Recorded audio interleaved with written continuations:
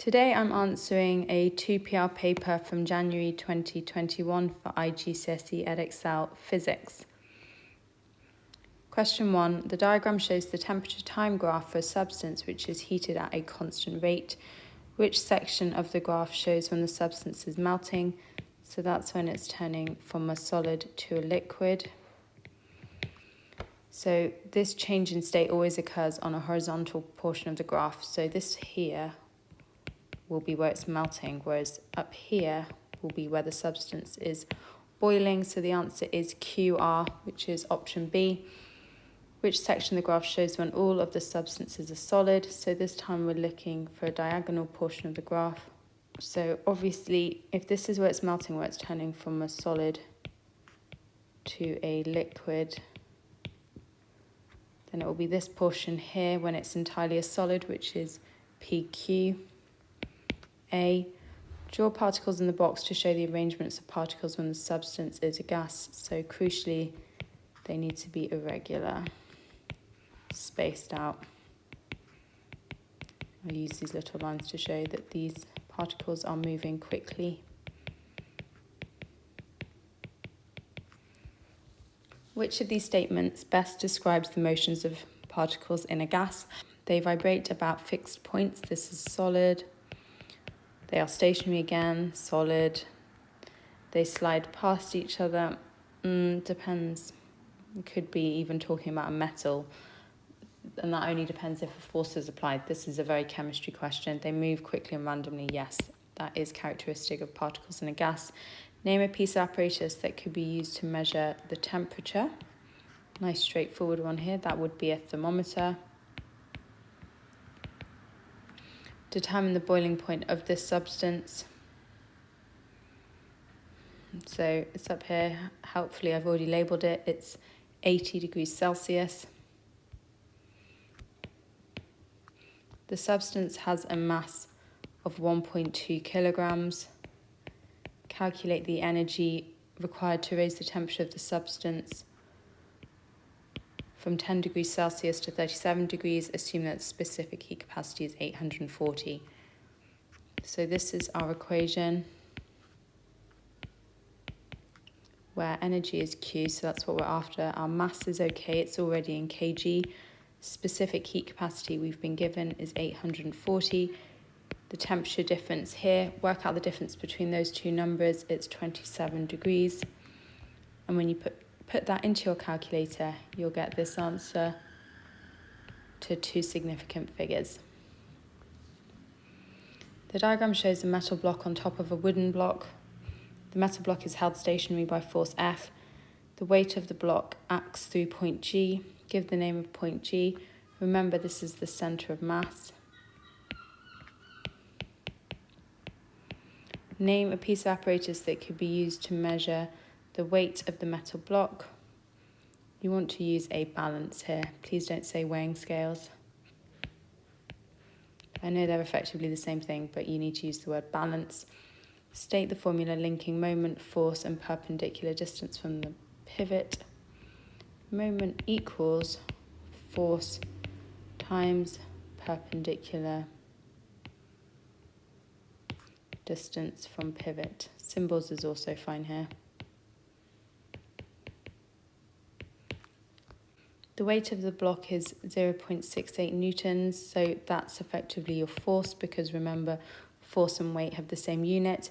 Show that the moment of the weight of the metal block around point P is approximately 2.9 Newton centimeters. So let's write our equation. Moment equals force times distance. We're looking for the moment. We know that the force is 0.68. We've been asked about point P, which is up here. So we need that perpendicular distance from pivot, which is 4.3 centimeters. We can keep our unit because look, the moment's in terms of centimeters. When you put that into your calculator, you'll get a value of 2.924, which is good because look, it is approximately 2.9.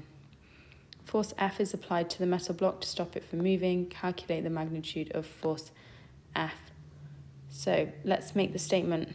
Principle of moment states that clockwise moments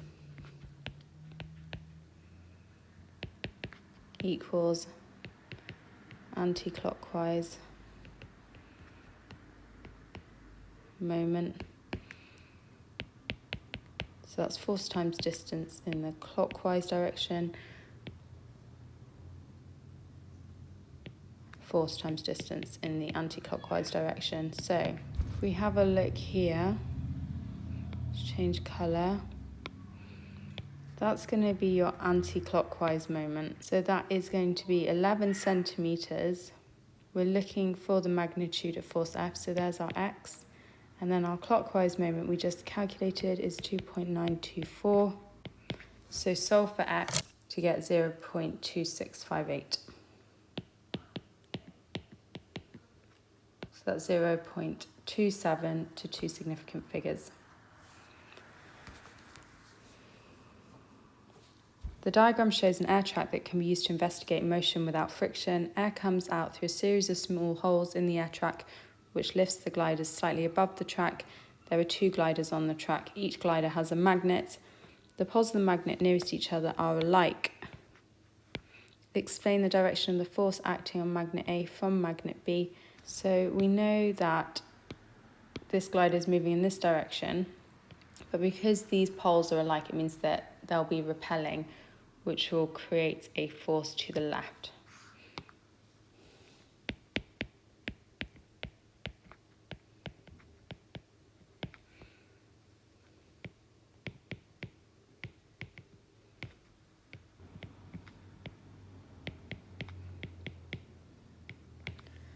The gliders collide and the magnets cause them to rebound. Before the collision, the momentum of glider A is 0.045 kg meters per second to the right. Glider B is at rest. State the total momentum of glider A and B after the collision. So it's basically momentum of A plus momentum of glider B. We know that it is 0.045 of A. Because glider B is at rest, its momentum is 0. So that's simply that answer right there. After the collision, the momentum of glider A is 0.021 to the left. Calculate the momentum of glider B after the collision. So remember, we always write momentum before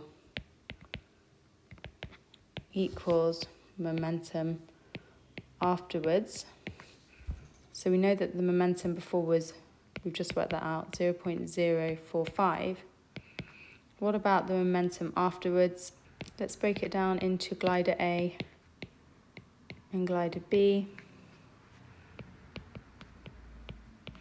We know that the momentum of glider A is 0.021 to the left, so we need to put a minus to show that it's moving to the left as opposed to the right. We're being asked about momentum of glider B, so to solve for X, you want to add 0.021 to both sides to get 0.066. The time taken for glider B to change its momentum is 0.19 seconds. Calculate the average force on glider B that causes this change in momentum. So you need this equation, which states that force equals change in momentum over time. We're being asked for force. We know what the momentum of glider B is. We've just worked that out. The time is 0.19. When you put that into your calculator, you'll get a force of 0.35 newtons. Give the direction of the force on glider B from glider A. And that will be towards B, away from A. So that means it's to the right.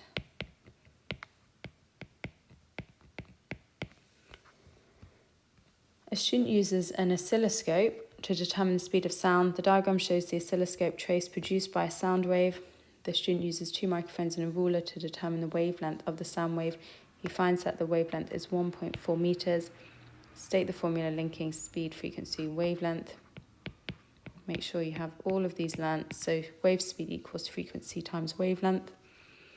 Use the oscilloscope trace to calculate the speed of the wave.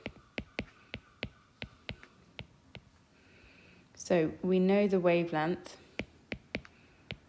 we've been told is 1.4 meters. Now we need to find the frequency. So frequency, remember, is given by 1 over time period. And the time period is the time for one wave. So to show you, there's one wave right there. So we need to work out how long that took. Well, we know that 1 square is 1 ms. Count them, 1, 2, 3, 4. So one wave takes 4 ms, but we need that in terms of per second. So in order to do that, we need to divide that by 1,000, which is 4 times 10 to the minus 3 seconds. We are so close to being there. So to find frequency, plug that in. That looks good, 250 hertz. So now finally solve for wave speed to get 350 meters per second.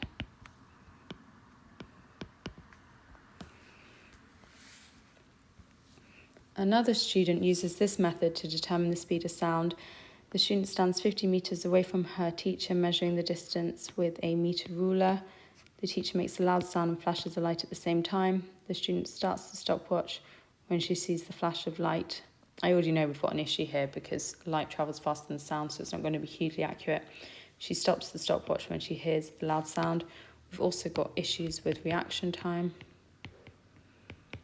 The speed of sound is calculated using this formula. Evaluate whether this method could produce an accurate value for the speed of sound in a... Oh, not very good, is it? So we're going to say, first of all, not a very good method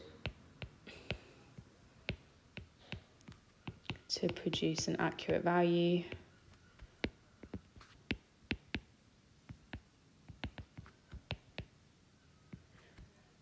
For the speed of sound, because, let's get into this, reaction times, you've got flashlight and sound may not occur at exactly the same time.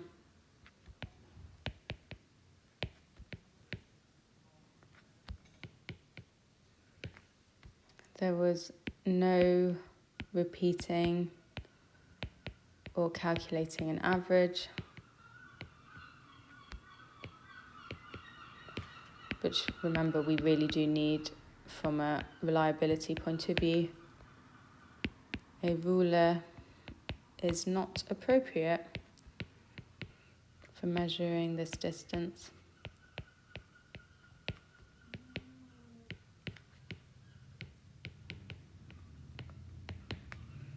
And then just a really bland answer, which is there could be 0 error on the ruler.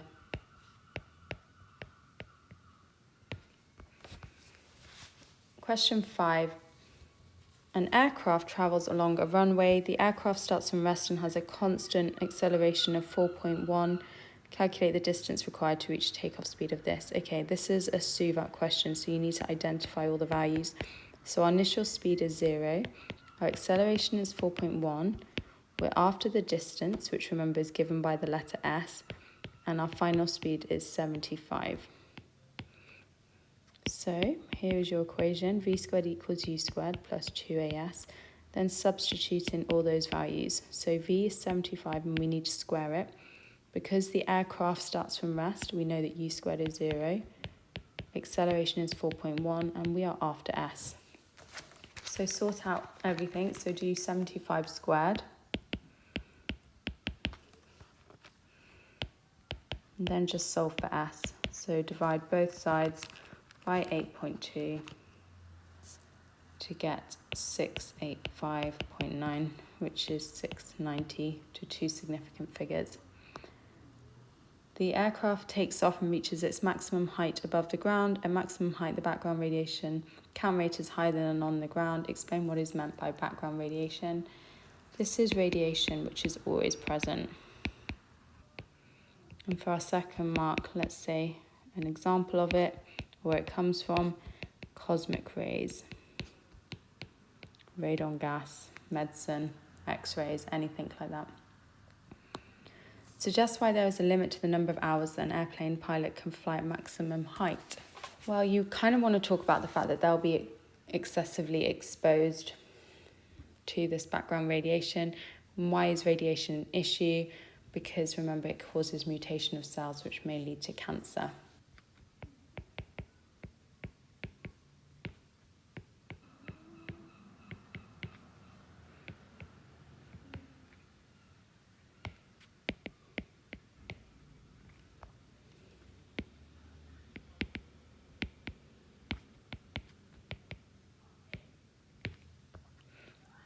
The Big Bang Theory describes the evolution of the universe. Explain how CMBR supports the Big Bang Theory. It's the fact that the CMBR appears to be the same in all directions,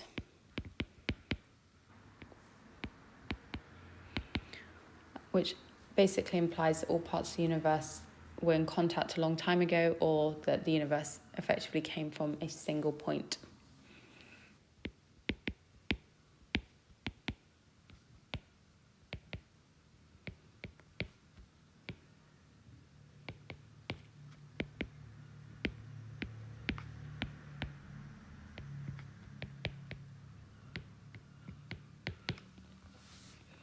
Hydrogen gas in a laboratory on Earth emits light with a wavelength of 605 nanometers. A distant galaxy contains hydrogen, which emits light of the same wavelength. The wavelength of the light from the distant galaxy is measured as 683 nanometers on Earth. Calculate the speed of light in the distant galaxy, and here's our speed of light. So here's the all-important formula, which I stole from the top of the paper. You'll be given it in the exam. So what's our change in wavelength? Well, it's 683 minus 605. So that's 78. The wavelength is that 605, the original one. The velocity of the galaxy is what we're after, and the speed of light we've been told. So solve for x. So do 78 divided by 605 and then times 3 times 10 to the 8. So that becomes 3.9 times 10 to the 7. The diagram shows part of a device used to demonstrate electrostatic charge. Negatively charged water droplets fall into bucket A. Describe how bucket A becomes negatively charged. Well, because the water droplets are falling into that bucket, they're negatively charged, which means that that bucket's going to gain those electrons. So it's kind of fairly self-explanatory.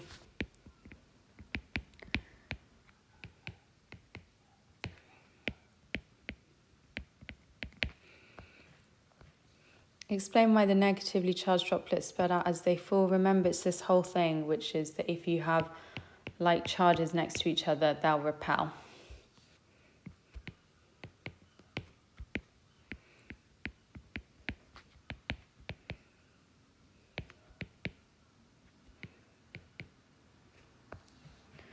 A droplet hits bucket A with a speed of 3.8 meters per second. Calculate the kinetic energy.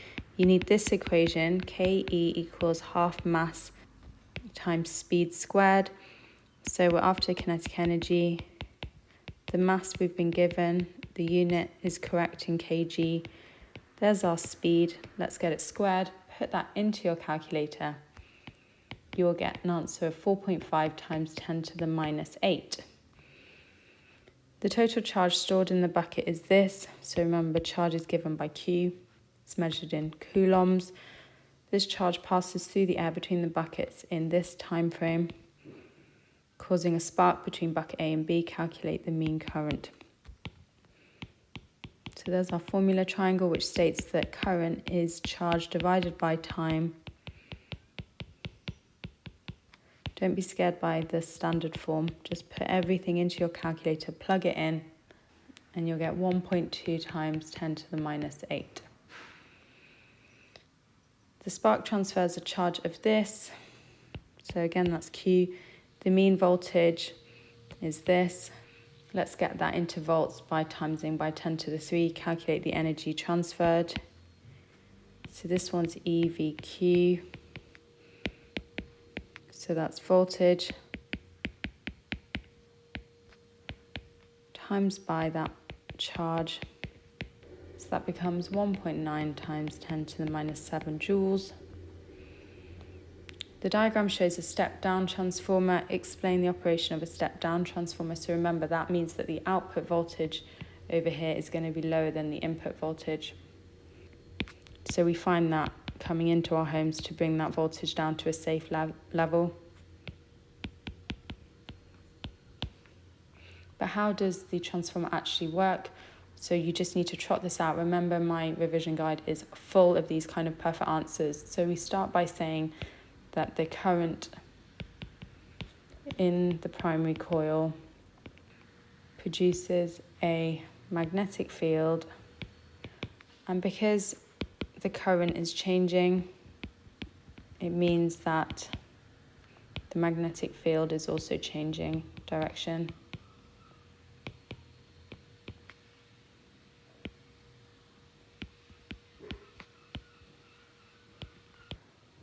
And that has a knock-on effect on creating a changing magnetic field in the secondary coil, which induces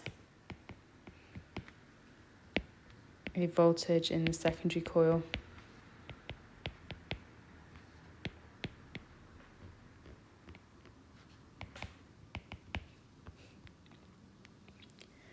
State the formula linking input voltage, output voltage, and turns ratio of a transformer. Looks like this. Number of turns primary over number of turns secondary equals voltage primary over voltage secondary.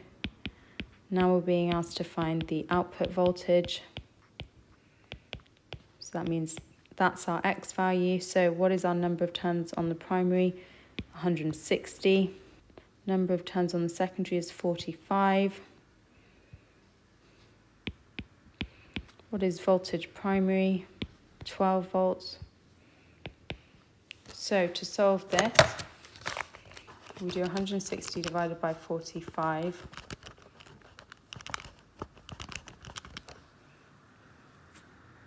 Keep that number in your calculator. And then to solve for X, cross multiply. So effectively this is your calculation to get 3.38 to 3 significant figures.